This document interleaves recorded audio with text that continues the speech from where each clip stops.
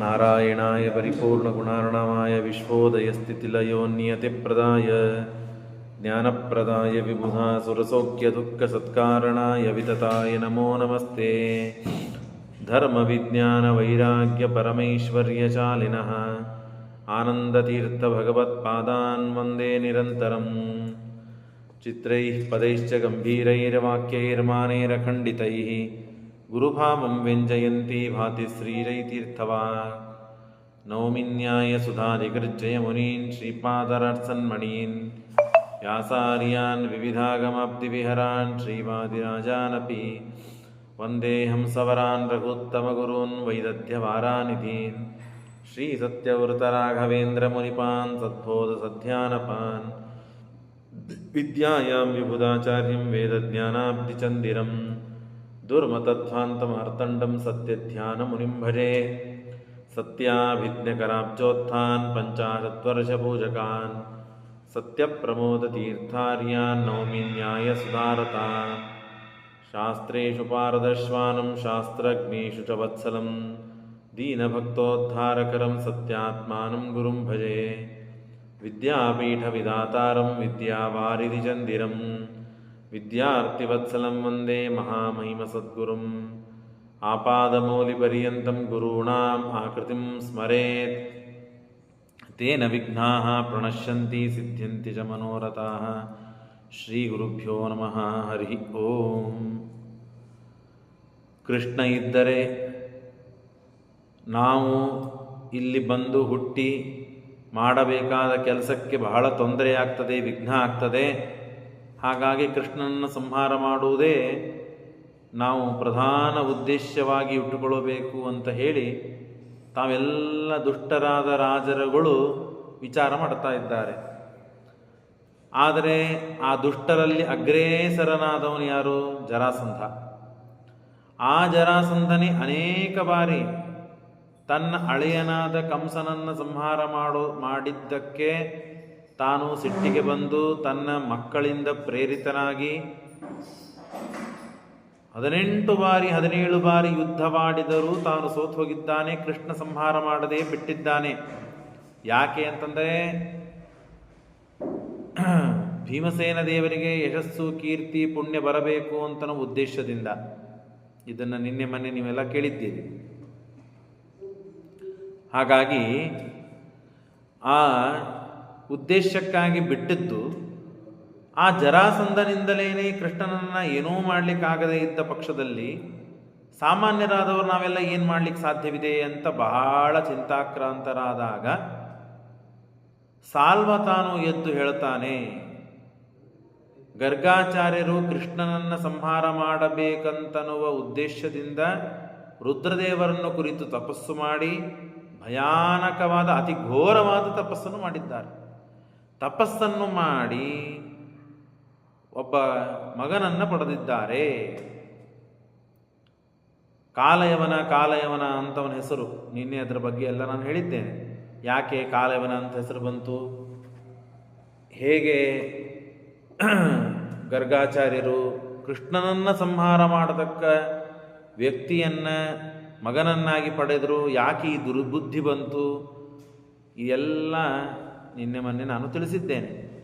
ಹಾಗಾಗಿ ಆ ಕಾಲಯವನ ಇದ್ದಾನೆ, ಅವನನ್ನು ಮತ್ತು ನಾವು ಮುಂದೆ ಮಾಡಿಕೊಂಡು ಕೃಷ್ಣನ ಸಂಹಾರ ಮಾಡಲಿಕ್ಕೆ ಬರ್ತದೆ ಅಂತ ಸಾಲ್ವ ಜರಾಸಂಧನ ಮುಂದೆ ಹೇಳಿದರೆ ಜರಾಸಂಧ ಸಿಟ್ಟಿಗೆ ಬಂದು ಹೇಳ್ತಾನೆ, ಏನು ಹುಚ್ಚರಂತೆ ಮಾತನಾಡ್ತಾ ಇದ್ದಿ? ನಾನು ಇದ್ದಾಗ ಕಾಲಯವನನ್ನು ಸಹಾಯ ಪಡೆಯುವುದುಂಟ? ನನ್ನ ಭುಜದ ಪರಾಕ್ರಮದಿಂದ, ಬಾಹುಬಲದ ಪರಾಕ್ರಮದಿಂದ ಸಮಸ್ತ ರಾಜರನ್ನು, ಸಮಸ್ತ ಭೂಮಂಡಲವನ್ನೇ ಗೆದ್ದಿದ್ದೇನೆ ನಾನು. ನನ್ನಂಥ ವ್ಯಕ್ತಿಯನ್ನು ಬಿಟ್ಟು ಅವನನ್ನು ಮುಂದೆ ಮಾಡಿಕೊಂಡು ಗೆಲ್ಲುವುದಂದ್ರೆ ಏನಿದು? ಹಾಸ್ಯಾಸ್ಪದ. ನನಗೆ ಅವಮಾನ ಮಾಡ್ತಾ ಇದ್ದಿ ಸಾಲ್ವ ನೀನು ಅಂತ ಸಿಟ್ಟಿಗೆ ಬಂದ. ಕರಂ ಕರೇನ ಪೀಡಯಂ ನಿಶಮ್ಯ ಚಾತ್ಮನೋ ಭುಜೋ ಜಗಾದ ಕಾರ್ಯಸಿದ್ಧಯೇ ಕಥಂ ಪ್ರಯಾಚತೆ ಪರಂ. ಸುದುರ್ಗ ಕಾರ್ಯ ಸಂತತಿಂ, ಎಷ್ಟೇ ದುಷ್ಟದಿಂದ ಅಂದರೆ ಶ್ರಮಪಟ್ಟು ಸಾಯಿಸಬೇಕಾದ ಕೆಲಸವನ್ನೂ ನನ್ನ ಬಾಹುಬಲ ಪರಾಕ್ರಮದಿಂದ ನಾನು ಎಲ್ಲರನ್ನು ಗೆದ್ದು ಎಲ್ಲರನ್ನ ವಶಪಡಿಸಿಕೊಂಡಂತಹ ಮಹಾನುಭಾವ ನಾನು. ಜಗುಹುಸ್ಮ ಮದ್ಭುಜಾಶ್ರಯ ಸಮಸ್ತ ಭೂಮಮಂಡಲೇ ನೃಪಾಶ್ಚ ಚಾಹಮೇವ ಏಷ ಮಾಗದಃ ಕದಾಪ್ಯಚೀರ್ಣ ಅದ್ಯತೆ ಕಥಂ ಕರೋಮಿ ಕೇವಲಂ ಅಂದಾಗ ಇಷ್ಟು ಮಾತುಗಳನ್ನು ಹೇಳಿದಾಗ ಅವನಂತಾನೆ, ಅಲ್ಲ ಸ್ವಾಮಿ, ನೀವು ಯುದ್ಧ ಮಾಡಬೇಕಾದಾಗ ಅನೇಕ ರಾಜರನ್ನು ಇಟ್ಟುಕೊಂಡು ಸೈನ್ಯವನ್ನು, ಸೇನಾಧಿಪತಿಗಳನ್ನು, ಗಜಗಳನ್ನು, ಕುದುರೆಗಳನ್ನು ಎಲ್ಲವನ್ನು ಇಟ್ಟುಕೊಂಡು ಯುದ್ಧ ಮಾಡ್ತೀರೋ, ನೀವು ಒಬ್ಬರೇ ಯುದ್ಧ ಆಡ್ತೀರೋ? ಎಲ್ಲರೂ ಕೂಡಿ ಯುದ್ಧ ಆಡ್ತೇವೆ.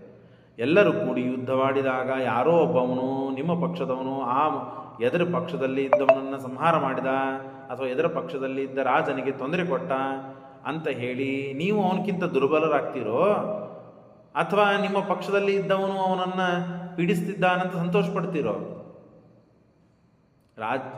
ಯುದ್ಧವಾಡುವಾಗ ಅಥವಾ ವಾದವನ್ನು ಹಾಕಬೇಕಾದಾಗ ಗುರುಗಳು ಸುಮ್ಮನಿದ್ದಾರೆ, ಶಿಷ್ಯರು ಒಂದೇನೋ ಅದ್ಭುತವಾದ ಮಾತನ್ನು ಹೇಳಿ ಅವನನ್ನು ಬಾಯಿ ಮುಚ್ಚಿಸಿದ ಅಂದ ಮಾತ್ರಕ್ಕೆ ಅದು ಗುರುವಿಗೆ ಜಯ ಹೊರತು ಗುರುವಿಗೆ ಅಪಜಯವಲ್ಲ.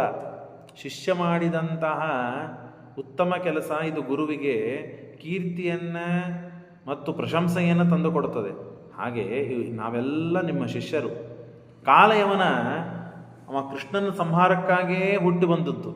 ಅಂದಮೇಲೆ ಅಂಥ ಕಾಲಯವನ ಮುಂದೆ ಬಂದು ಕೃಷ್ಣನಿಗೇನೋ ತೊಂದರೆ ಕೊಡ್ತಾನೆ ಅಂತಂದು ಮಾತ್ರಕ್ಕೆ ನೀವು ಸಣ್ಣವರಾಗುವುದಿಲ್ಲ, ನೀವಿನ್ನೂ ದೊಡ್ಡವರಾಗ್ತೀರಿ ಅಂತ ಒಳ್ಳೆಯ ಮಾತುಗಳನ್ನು ಹೇಳ್ತಾ ಇದ್ದಾನೆ ಸಾಲ್ವ. ಕೃಷ್ಣ ಅವನು ಮಹಾಪರಾಕ್ರಮಿ. ನೀನೇ ಹೇಳಿದಿ ಜರಾಸಂಧ, ಅನೇಕ ಬಾರಿ ಅವನಿಂದ ನಾನು ಸೋತು ಹೋಗಿದ್ದೇನೆ ಅಂತ. ಈಗ ಅವನನ್ನು ಮುಂದೆ ಇಟ್ಟುಕೊಂಡು ನಾವು ಅವನಿಗೆ ತೊಂದರೆ ಕೊಟ್ಟು ಗೆದ್ವಿ ಅಂತಾದರೆ ಅದು ಸಾಲ್ವನಿಗೆ, ಇದು ಕಾಲಯವನಿಗೆ ಜಯವಲ್ಲ, ಅದು ನಿನಗೆ ಜಯ. ಯಾಕೆ? ಕಾಲಯವನನು ನಿನ್ನ ಶಿಷ್ಯನಾಗಿದ್ದಾನೆ, ಅವನು ರುದ್ರಭಕ್ತನಾಗಿದ್ದಾನೆ. ಗಿರೀಶಪಾದ ಸಂಶಯ ಪ್ರಭು ಸಮಸ್ತ ಭೂಭುಜಾಂ. ಮನುಷ್ಯನಿಗೆ ಎಷ್ಟರ ಮಟ್ಟಿಗೆ ದುರಹಂಕಾರ ಇರ್ತದೆ ಅಂದರೆ ಎಲ್ಲ ನಾನೇ ಮಾಡಬೇಕು, ನನ್ನಿಂದಲೇ ಆಗಬೇಕು, ನನಗೆ ಸಪೋರ್ಟಾಗಿ ಇನ್ನೊಬ್ಬರು ನಿಂತರೂ ಅವರು ನನ್ನಿಂದಲೇ ಮಾಡಿದ್ದಾರೆ ಅಂತ ಹೆಸರು ಬರಬೇಕು. ಕಾಲಯವನ ಮಾಡಿದ್ದಾನೆ ಅಂತ ಹೆಸರು ಬರಬಾರದು, ನಾನು ಮಾಡಿದ್ದೇನೆ ಅಂತ ಹೆಸರು ಬರಬೇಕು ಅಂತ ಜರಾಸಂಧ. ಅದಕ್ಕೆ ಅಂಥ ದುರಭಿಮಾನಿಯಾದ ಜರಾಸಂಧನಿಗೆ ಒಳ್ಳೆ ಚಾಣಾಕ್ಷಣಕರವಾದ ಬುದ್ಧಿವಂತ ಮಾಡುವ ಉತ್ತರವನ್ನು ಕೊಟ್ಟು ತಾನು ಈ ಜರಾಸಂಧನಿಗೆ ಹೇಳ್ತಾ ಇದ್ದಾನೆ. ಸಾಲ್ವ, ನೀನು ಒಂದು ಗಿಡವನ್ನು ಕಡಿಬೇಕು ಅಂತ ಹೇಳಿ ಕುಠಾರವನ್ನು ಬಳಸ್ತೀಯ. ಕುಠಾರ ಗಿಡವನ್ನು ಕಡಿತು, ಹಾಗಾಗಿ ನಾನು ಕಡದಂತೆ ಆಗಲಿಲ್ಲ ಅಂತಂತೀಯೋ, ಆ ಕುಠಾರಕ್ಕೆ ಶಕ್ತಿಯನ್ನು ಕೊಟ್ಟು ಬೀಸಿದ್ಯಾರು? ನೀನೇ ಅಲ್ಲ. ಹಾಗೆ ಕುಠಾರದ ರೂಪದಲ್ಲಿ, ಕೊಡ್ಡಲೆಯ ರೂಪದಲ್ಲಿ ನೀನು ಕಾಲಯವನನ್ನು ಬಳಸು ಹೊರತು ಕಾಲಯವನನ್ನೇ ಅವನನ್ನು ಸಂಹಾರ ಮಾಡಿದ್ದಾನೆ ಅಂತ ತಿಳಿಬೇಡ. ಕಾಲಯವನನ ಹಿಂದೆ ನಿಂತು ನೀನು ಶಕ್ತಿ ಕೊಟ್ಟು ಪ್ರೇರಣೆ ಮಾಡಿದ್ದೀ ಅಂತ ಯಾಕೆ ಅರ್ಥ ಮಾಡ್ತಾ ಇಲ್ಲ ನೀನು? ಕೊಡ್ಡಲಿಗೆ ಬೇಕಾದದ್ದು ಹಿಂದು ಕಟ್ಟಿಗೆ. ಆ ಕಟ್ಟಿಗೆ ಇದ್ರೇನೆ ಆ ಭಾರದಿಂದ ಕೊಡ್ಡಲೆ ಕಟ್ಟಿಗೆಯನ್ನು, ಗಿಡವನ್ನು ಛೇದನ ಮಾಡ್ತದೆ. ಹಾಗಿದ್ದಂತೆ ಆ ತೀಕ್ಷ್ಣವಾದ ಮಾತ್ರಕ್ಕೆ ಅದು ಸಂಹಾರ ಮಾಡಲಿಕ್ಕೆ ಶಕ್ತವಾಗಬೇಕಾಗಿಲ್ಲ, ಹಿಂದೆ ಅದಕ್ಕೆ ಯಾರೋ ಒಬ್ಬರು ಬೆಂಬಲ ಬೇಕು. ಹಾಗೆ ನೀನು ಬೆಂಬಲ ಆಗಿದ್ದಿ, ಇದನ್ನು ವಿಚಾರ ಮಾಡು. ಕುಠಾರ ಸಂಹಿತೋಖ್ಯಸೋ ತವೈವ ಜಾನವೇ ಯಾವನೇಶ್ವರ ವಿನಾ ಭವದ್ಬಲಂ ಕ್ವಚಿತ್. ನಿನ್ನ ಸಾಮರ್ಥ್ಯ ಇಲ್ಲದೇನೆ, ನಿನ್ನ ಮಾರ್ಗದರ್ಶನವಿಲ್ಲದೇನೆ ಪ್ರವರ್ತಿತು ನಹಿ ಕ್ಷಮಃ, ನಾವು ಮುಂದೆ ಆಗಲು ಸಾಧ್ಯವಿಲ್ಲ ಯಾರು. ಹಾಗಾಗಿ ನೀನೇ ಸ್ವಾಮಿ, ನಿನ್ನಿಂದಲೇ ನಮ್ಮ ಉದ್ಧಾರ ಅಂತನ್ನುವ ಸಮಾಧಾನವನ್ನು ತಿಳಿಸಿ ಬರೋಹಿ ಕೃಷ್ಣವರ್ಧನೆ. ಅವನಿಗೆ ಯಾಕೆ ಮುಂದೆ ಮಾಡ್ತಾ ಇದ್ದೀವಿ ಗೊತ್ತಾ? ಕೃಷ್ಣನ ಸಂಹಾರ ಮಾಡಬೇಕು ಅಂತ ವರ ಪಡೆದು ಹುಟ್ಟಿದ್ದಾನೆ ಅವನು, ಗರಗಾಚಾರ್ಯರು ತಪಸ್ಸು ಮಾಡಿದ್ದಕ್ಕೆ. ಆಗ ಆ ಕಾರಣದಿಂದ ಅವನನ್ನು ಮುಂದೆ ಮಾಡಿದ್ದೇವೆ ಹೊರತು ಋತೋಸ್ಯ ಕೇವಲ ಶಿವ ತದನ್ಯ ಶತ್ರುಪೀಡನ ತ್ವಮೇವ ತಸ್ಯ ರಕ್ಷಕ ತವಾಖಿಲೈವ ಜಯತ ಶಿವಪ್ರಸಾದತೋಸ್ತಿ ವಿಶೇಷತೋ ಹರೇರ್ಜಗೆ ವರಾದಂ ನಿವೃತ್ತಿದೆ. ಹೀಗೆ ಹೇಳಿದಾಗ ಆಗಲಿ ಅಂತ ಒಪ್ಪಲಿಲ್ಲ ಅವನು. ಸುಮ್ಮನಿದ್ದ, ಸಿಟ್ಟಿಗೆ ಬರದೆ ಸಾಂತ್ವನಾಗಿ ಸ್ವಲ್ಪ ಸುಮ್ಮನಾದ. ಸಾಂತ್ವನ ಮಾಡಿದ್ದಕ್ಕೆ ಸ್ವಲ್ಪ ಸುಮ್ಮನಾಗಿ ಕೂತ. ಅಷ್ಟೊತ್ತಿಗೆ ಈ ಸಾಲ್ವ ತಾನು ವಿಮಾನವನ್ನು ಹತ್ತಿಕೊಂಡು ಆ ಕಾಲಯವನನ ಪಟ್ಟಣಕ್ಕೆ ಹೋಗ್ತಾನೆ.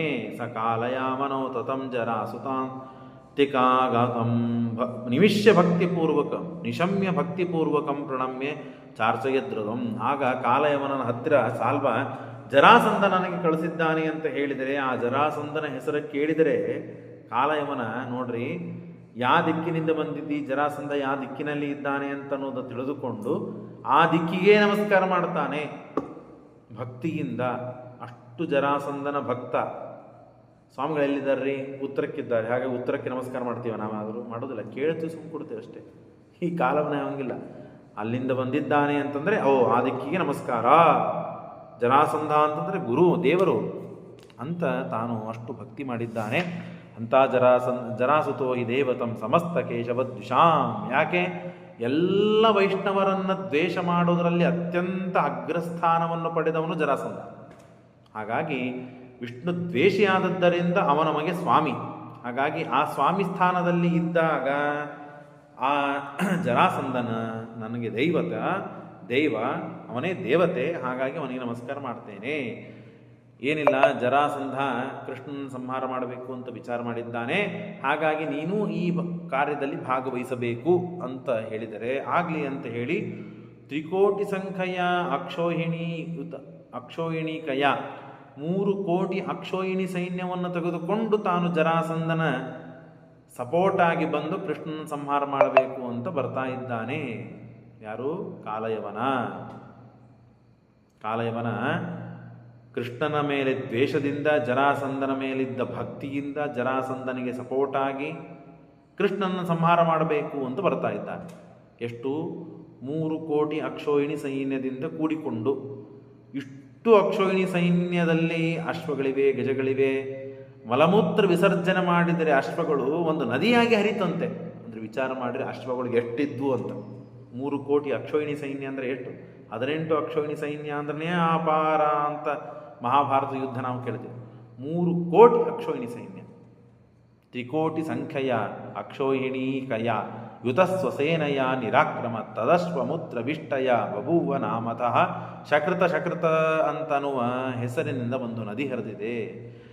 ಆ ನದಿಯಿಂದ ಎಲ್ಲರಿಗೆ ನಾಶವಾಗಲು ಸಾಧ್ಯವಿದೆ, ಎಲ್ಲರಿಗೆ ಆಪತ್ತು ಬರಲು ಸಾಧ್ಯವಿದೆ.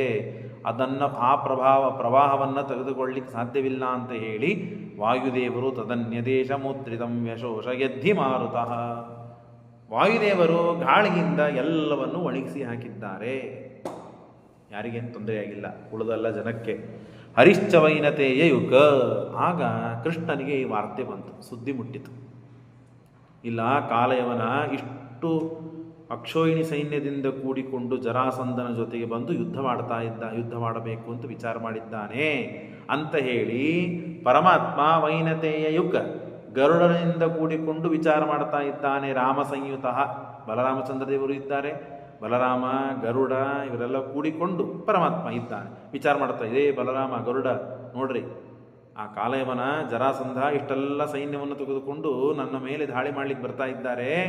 ಹಾಗಾಗಿ ಏನು ಮಾಡಬೇಕು? ತದಾತಿ ಪೂರ್ಣ ಸಂವಿಧ, ಎಲ್ಲವನ್ನು ತಿಳಿದಿದ್ದಾನೆ, ಯಾವ ಸಮಸ್ಯೆ ಇಲ್ಲ, ಅನಂತ ಗುಣಪೂರ್ಣ, ಸರ್ವಶಕ್ತ. ಕೇವಲ ಇಚ್ಛಾ ಮಾತ್ರದಿಂದಲೇ ಎಲ್ಲರನ್ನು ಸಂಹಾರ ಮಾಡಬಹುದು, ಸೃಷ್ಟಿ ಸ್ಥಿತ್ಯಾದಿಗಳನ್ನು ಮಾಡಬಹುದು ಭಗವಂತ. ಆದರೂ ಟೆನ್ಷನ್ ಆಗುವಂತೆ ವಿಚಾರ ಮಾಡಿ ಲೀಲಯ ಅಸ್ಮರತ್. ಆಗ ತಾನು ಮತ್ತೆ ವಿಶ್ವಕರ್ಮನನ್ನು ಸ್ಮರಣೆ ಮಾಡಿದ್ದಾನೆ. ಯುಯುತ್ಸುರೇಶಯ ಮನಸ್ಸಮೀಪಮಾಗತೋದ್ಯನಃ ಯುತ್ಸುತಾನೋ ಜರಾಸುತೋ ದ್ವಿದಾಸ್ಯತಿ ಸ ಯಾದವಾನ್ ಹನಿಷ್ಯತಿ. ಸುಮ್ಮನೆ ವಿನಾಕಾರಣವಾಗಿ ದುರ್ಬಲರಾದ ಯಾದವರೆಲ್ಲ ಸತ್ತು ಹೋಗ್ತಾರೆ. ಯಾಕೆ? ನನ್ನ ಮಥುರಾಪಟ್ಟಣಕ್ಕೆ ಬರ್ತಾನೆ, ಮಥುರಾಪಟ್ಟಣದಲ್ಲಿ ನನ್ನ ಜೊತೆ ಯುದ್ಧ ಮಾಡಬೇಕಾದಾಗ ಅನೇಕ ಜನ ಪಾಪ ಬಲಿಪಶು ಅಂತೆ ಎಲ್ಲರೂ ಸತ್ತು ಹೋಗ್ತಾರೆ. ಯಾದವರೆಲ್ಲ ಅವನ ಕೋಪಕ್ಕೆ ಎಷ್ಟು ಬಾರಿ ಬಂದಾಗಲೂ ಅವನನ್ನು ಸೋಲಿಸಿ ಕಳಿಸಿದ್ದೇನೆ. ಆ ಸಿಟ್ಟು ಅವನಿಗದೆ ಕಾಡ್ತಾ ಇದೆ. ಹಾಗಾಗಿ ನನ್ನನ್ನೇನು ಮಾಡಲಿಕ್ಕಾಗೋದಿಲ್ಲ ಅಂತ ನನ್ನ ಪ್ರಜರನ್ನು, ನನ್ನ ಜನರನ್ನೆಲ್ಲ ಸಂಹಾರ ಮಾಡಿಬಿಡ್ತಾನೆ. ಹಾಗಾಗಿ ಇದಾಗಬಾರದು. ಪುರಾಜಯಾಶಯಾಹಿನೋ ಯದುನ್ನ ಜಘ್ನಿಮಾನಸೌ ನಿರಾಶಕೋದ್ಯ ಯಾದವಾನ್ ಅಪಿಸ್ಮ ಪೀಡಯಿಷ್ಯತಿ. ನನ್ನ ಮೇಲೆ ಸಿಟ್ಟಿನಿಂದ ಇಷ್ಟು ಬಾರಿ ಸೋಲಿಸಿದ್ದೇನೆ ಅಂತ ಹೇಳಿ, ಅದಕ್ಕಾಗಿ ನಾನು ಸಮುದ್ರದ ಮಧ್ಯದಲ್ಲಿ ಆ ವಿಶ್ವಕರ್ಮನನ್ನು ಕರೆದು ಹೇಳ್ತಾನೆ, ನೋಡು ಆ ಸಮುದ್ರ ಕಾಣ್ತಾ ಇದೆಯಲ್ಲ, ಆ ಸಮುದ್ರದ ಮಧ್ಯದಲ್ಲಿ ಹಿಂದೆ ಕುಶಸ್ಥಲಿ ಅಂತ ನಗರ, ಆನಾರ್ತ ಎಂಬ ರಾಜ ನವಮಸ್ಕಂದ ಭಾಗವತದಲ್ಲಿ ಬರ್ತದೆ, ಈ ಅನರ್ಥ ರಾಜನ ಕಥೆ ಬರ್ತದೆ. ಆಗ ಕುಶಸ್ಥಲಿ, ಈ ದ್ವಾರಕಾಪಟ್ಟಣಕ್ಕೆ ಹಿಂದೆ ಕುಶಸ್ಥಲಿ ಅಂತ ಹೆಸರಿತ್ತು. ಆ ಕುಶಸ್ಥಲಿಯನ್ನೇ ಸಮುದ್ರದ ಭೂಮಿಯನ್ನು ಮೇಲೆ ಹಗರಾಗಿ ಎತ್ತಿ ಅಲ್ಲಿ ನೀನು ಒಂದು ಅದ್ಭುತವಾದ ನಗರವನ್ನು ನಿರ್ಮಾಣ ಮಾಡು, ಅದಕ್ಕೇನೆ ದ್ವಾರಕಾ ಅಂತ ಹೆಸರು. ಉದೀರ್ಯ ಚೈವಮೀಶ್ವರೋ ಸ್ಮರತ್ ಸುರೇಶ ವರ್ಧಿಕಿಂ ಸ ಯೌವನ ಸಮಾಗತ ಕುಶಸ್ಥಲಿಂ ವಿನಿರ್ಗಮೇ. ನಿರುಂಬುಕೆ ಹೇಗೆ ಮಾಡಿದ? ನೀರೆಲ್ಲ ಇದ್ದಾಗ ಕೃಷ್ಣ ಆ ಸಮುದ್ರವು ಒಣಗಬೇಕು ಅಂತ ಇಚ್ಛಾಪಟ್ಟ, ಒಣಗಿಬಿಡ್ತು. ಜನಾರ್ದನ ಆಜ್ಞೆಯಿಂದ ಆ ಗರುಡ ತನ್ನ ನೀರನ್ನೆಲ್ಲ ಒಣಗಿಸಿಬಿಟ್ಟಾಗ ಮಹೋದಕಸ್ಯ ಮಧ್ಯತಃ, ಮಹೋದಕವಾದ ಸಮುದ್ರದ ಮಧ್ಯದಲ್ಲಿ ಚಕಾರತಾಂ ಪುರಿಂ ಶುಭಾಂ. ದ್ವಿಷಟ್ 12 ಯೋಜನ ವಿಸ್ತೀರ್ಣವಾದ ಪಯೋಬ್ಧಿ. ಆ ಸಮುದ್ರ ಹೇಗಿರುತ್ತದೆ? ಉಪ್ಪು ನೀರಿನ ಮಧ್ಯದಲ್ಲಿ ಇದ್ದರೆ ಎಲ್ಲ ಒಡಕ್ಕೆ ಬಿಟ್ಬಿಡ್ತದೆ, ಭೂಮಿ ರಾಜ್ಯವು ಒಡಕ್ಕೆ ಹೋಗ್ಬಿಡ್ತದೆ. ಹಾಗಾಗಿ ಮತ್ತು ನೀರು ಕುಡ್ಲಿಕ್ಕೂ ಬರುವುದಿಲ್ಲ.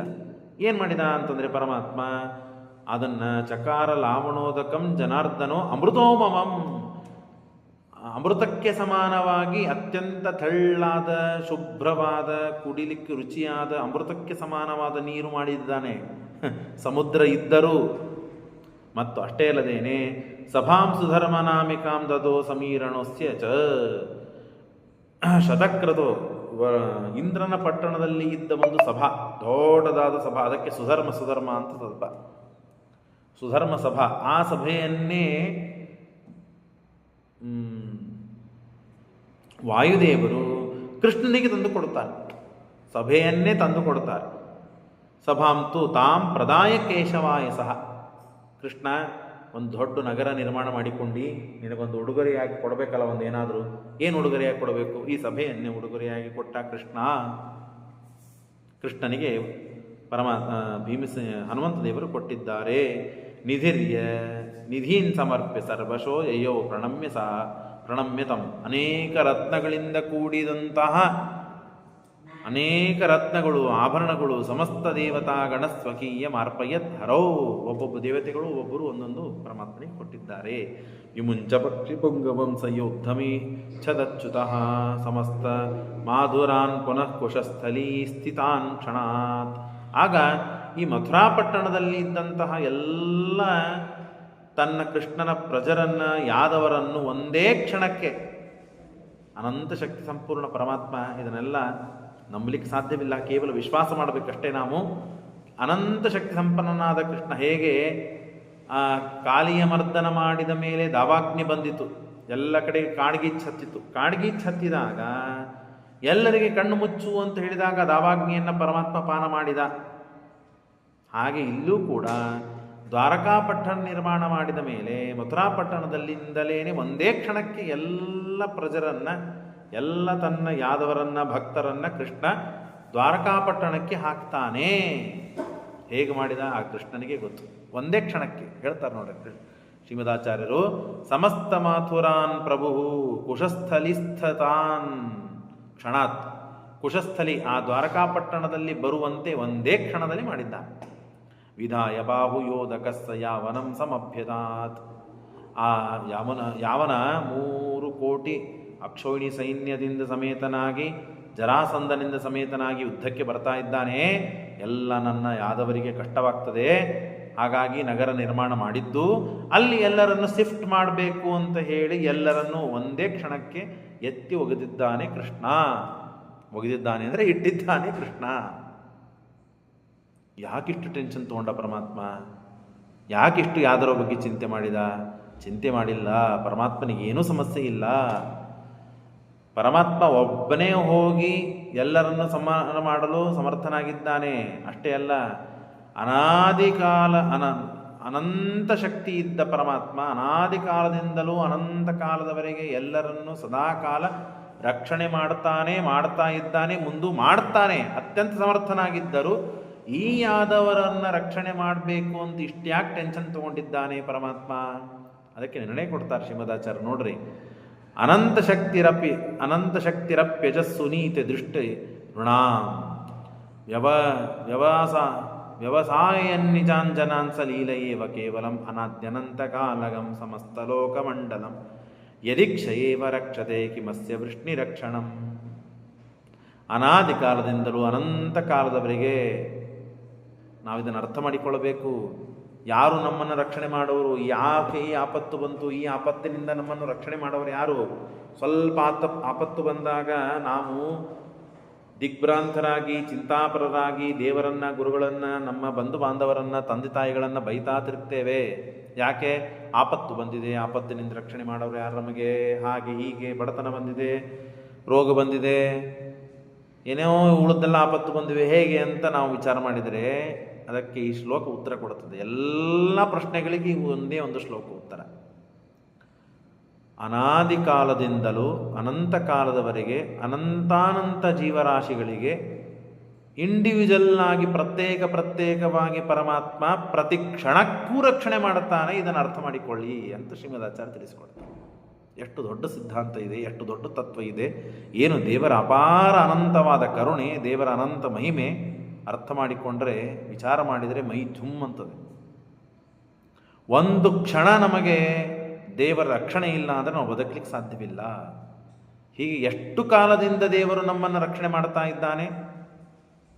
ಅನಂತ ಕಾಲದಿಂದ, ಅನಾದಿ ಕಾಲದಿಂದ ಅನಂತ ಕಾಲದವರೆಗೂ ದೇವರು ನಮ್ಮನ್ನು ರಕ್ಷಣೆ ಮಾಡ್ತಾ ಇದ್ದಾನೆ, ಮಾಡ್ತಾ ಇದ್ದಾನೆ, ಈಗೂ ಮಾಡ್ತಿದ್ದಾನೆ, ಮುಂದೆಯೂ ಮಾಡ್ತಾನೆ. ಈ ವೈಭವ ದೇವರ ವೈಭವ, ದೇವರ ಕರುಣೆ, ದೇವರ ಕಾಳಜಿ ನಮ್ಮ ಮೇಲೆ. ಯದಿಕ್ಷ ಏವ ರಕ್ಷತೆ ಕಿಮಸ್ಯ ವೃಷ್ಣಿರಕ್ಷಣಂ ನಿರಾಯುಧಂಚ ಮಾಮಯಂ ವರಾಶ್ಚಿವಸ್ಯ ರಕ್ಷಮಃ ಸಮಸ್ತ ಸೇನಯಾ ಯುತೋಪಿ ಯೋದ್ಧುಮಿತ್ಯದರ್ಶಯತ್. ಕೃಷ್ಣ ಆಗ ಕಾಲಯವನಿಗೆ ಒಂದು ಸಂದೇಶವನ್ನು ಕೊಟ್ಟು ಕಳಿಸ್ತಾನೆ. ಒಂದು ಗಡಿಗೆಯಲ್ಲಿ ಒಂದು ಕರಿಯಾದ ಘಟಸರ್ಪವನ್ನು ಕೊಟ್ಟು ಕಳಿಸ್ತಾನೆ. ಆಗ ಅವರು ಆ ಗಡಿಗೆ ತುಂಬ ಇರುವೆಗಳನ್ನು ಕೊಟ್ಟು ಕಳಿಸ್ತಾರೆ. ಏನಿದು? ಕೃಷ್ಣ ಕಾಲಯವನಿಗೆ ಒಂದು ಘಟಸರ್ಪವನ್ನು ಕಳಿಸಿದ. ಆ ಘಟಸರ್ಪ ಇದ್ದ ಗಡಿಗೆಯಲ್ಲಿ ಇರುವಿ ತುಂಬಿ ಅವರು ಕಳಿಸ್ತಾರೆ. ಏನಿದು ವಿಚಿತ್ರ ಅಂದರೆ, ಕೃಷ್ಣ ನಾನು ಸರ್ಪ ಇದ್ದಂತೆ ನಿಮ್ಮನ್ನೆಲ್ಲ ಕಚ್ಚಿ ಕಂದು ಹಾಕ್ತೇನೆ, ಒಬ್ಬನೇ ಬಂದರೆ ಸಾಕು, ನನಗೆ ಯಾವ ಮತ್ತು ಅಸ್ತ್ರಶಸ್ತ್ರಗಳು, ಯಾರ ಬೆಂಬಲ ಏನೂ ಬೇಕಾಗಿಲ್ಲ, ನಾನು ಒಬ್ಬನೇ ನಿಮ್ಮೆಲ್ಲ ಬೇಕಾದಷ್ಟು ಶಸ್ತ್ರಗಳನ್ನು ಕರೆದುಕೊಂಡು ಬಾ, ನೀನು ಎಲ್ಲರನ್ನು ಕೊಂದು ಹಾಕ್ತೇನೆ ನಾನು ಅಂತ ಇವ ಒಂದು ದೃಷ್ಟಿಯಿಂದ ಕಳಿಸಿದರೆ, ಆಗ ಕಾಲಯವನ ಆ ಗಡಿಗೆ ತುಂಬೆಲ್ಲ ಇರುವೆಯನ್ನು ಹಾಕಿ ಸರ್ಪವನ್ನು ಇರುವೆಗಳು ಕಚ್ಚಿ ಹಾಕುವಂತೆ ನಾವು ಕೂಡ ನಿಮ್ಮನ್ನು ಕಚ್ಚಿ ಹಾಕ್ತೇವೆ, ಕೊಂದು ಹಾಕ್ತೇವೆ ಅಂತ ಹೇಳಿ ಅವನು ಕೊಟ್ಟು ಕಳಿಸಿದ್ದಾನೆ. ಬಹುತ್ವತೋ ವಿಜೇಷ್ಯತೆ ಇತ್ಯಹಿಂ ಮೃತಂ ವೇದರ್ಶಯದ ಕಿಮತ್ರ ಸತ್ಯಮಿತ್ಯಹಂ ಪ್ರದರ್ಶಯಿಷ್ಯೆ ಇತ್ಯಜಃ. ನೀನು ಒಂದು ಕಳಿಸಿ ನಾನೊಂದು ಕಳಿಸಿ, ಇದರೊಳಗೆ ಯಾವ ಸತ್ಯ ಇದೆ, ಯಾವುದು ಹೇಳಿದ್ದಾಗ್ತದೆ ಅಂತ ಅನ್ನೋದನ್ನು ನಾನು ತೋರಿಸ್ತೇನೆ ಅಂತ ಹೇಳಿ, ಸ ಬಾಹುನೈವ ಕೇಶವೋ ವಿಜಿತ್ಯ ಯಾವನಂ ಪ್ರಭು ನಿಹತ್ಯ ಸರ್ವಸೈನಿಕಾನ್ ಸ್ವಮಸ್ಯ ಯಾಪಯತ್ ಪುರಿಂ. ಆಗ ಎಲ್ಲರನ್ನ ದ್ವಾರಕಾಪುರಿಯಲ್ಲಿ ಹಾಕಿ ತಾನು ಕೃಷ್ಣ ಒಬ್ಬನೇ ಬಂದಿದ್ದಾನೆ. ನ್ಯಪಾತಯತ್ರ ತೋತ್ತಮಾಂತಲೇನ ಕೇಶವೋರಿಹಾ ವಿವಾಹನಂ ನಿರಾಯುಧಂ ವಿದಾಯ ಬಾಹುನಾಕ್ಷಣಾತ್. ಆಗ ಪರಮಾತ್ಮ ಆಗ ಏನು ಮಾಡ್ತಾನೆ? ಆಯುಧವನ್ನು ಬಿಟ್ಟು, ರಥವನ್ನು ಬಿಟ್ಟು ಯುದ್ಧ ಆಡ್ತಾ ಇದ್ದಾಗ ಬಿಟ್ಟು ಓಡ್ಲಿಕ್ಕೆ ಪ್ರಾರಂಭ ಮಾಡಿಬಿಟ್ಟ ಕೃಷ್ಣ.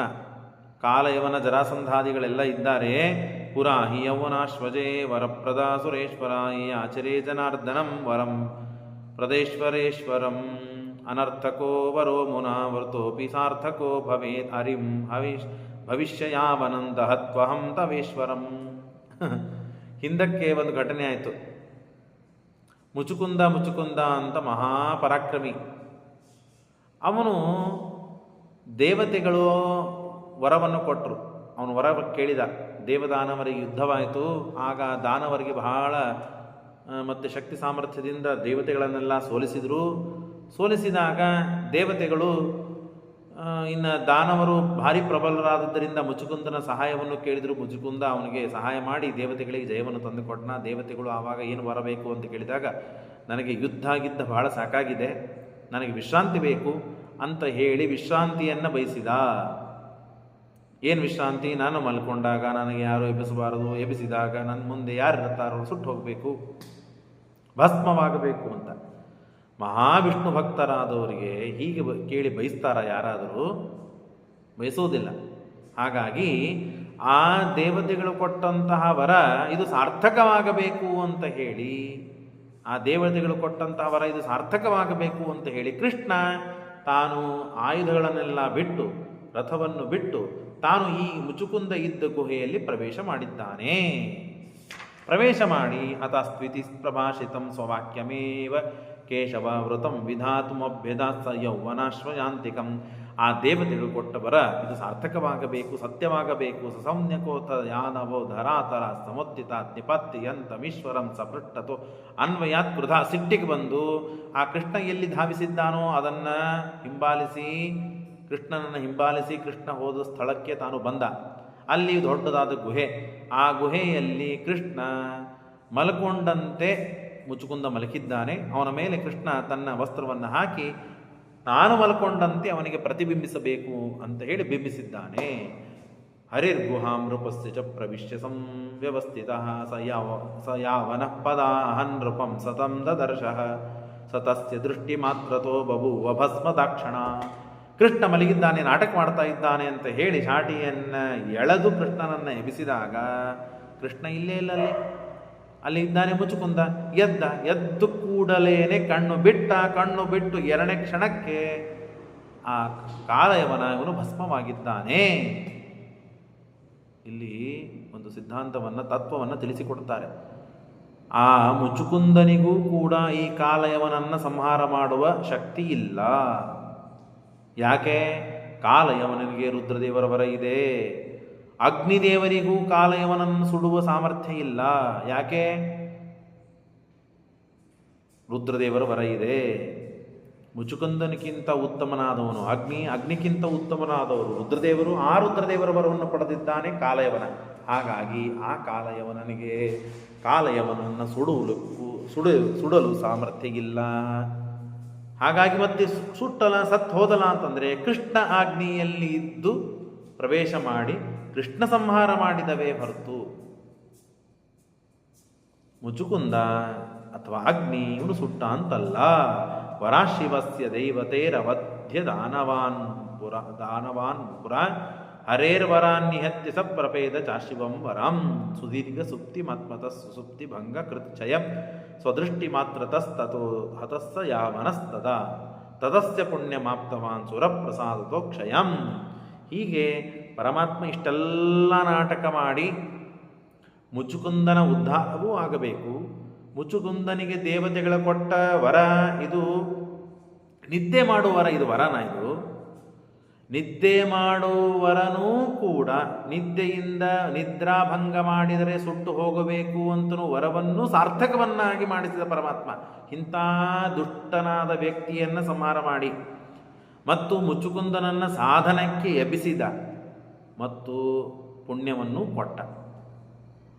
ಇಷ್ಟೆಲ್ಲ ಒಂದೇ ಒಂದು ಆ ಕಾಲಯವನ ಸಂಹಾರದ ಹಿಂದೆ ರಹಸ್ಯವನ್ನು ಇಟ್ಟು ಪರಮಾತ್ಮ ಇಷ್ಟೆಲ್ಲ ಅದ್ಭುತ ಕೆಲಸವನ್ನು ಮಾಡಿದ್ದಾನೆ. ಇಷ್ಟೆಲ್ಲ ಹಿನ್ನೆಲೆ ಈ ಕಥೆಯ ಸಾರ, ಈ ಕಥೆಯ ಹಿನ್ನೆಲೆ ಇದೆ. ಕಥೆಯ ಮರ್ಮ ಅದನ್ನು ಶ್ರೀಮದಾಚಾರ್ಯರು ತಿಳಿಸಿಕೊಡ್ತಾ ಇದ್ದಾರೆ. ಶ್ರೀಕೃಷ್ಣ ಅರ್ಪಣಮಸ್ತು.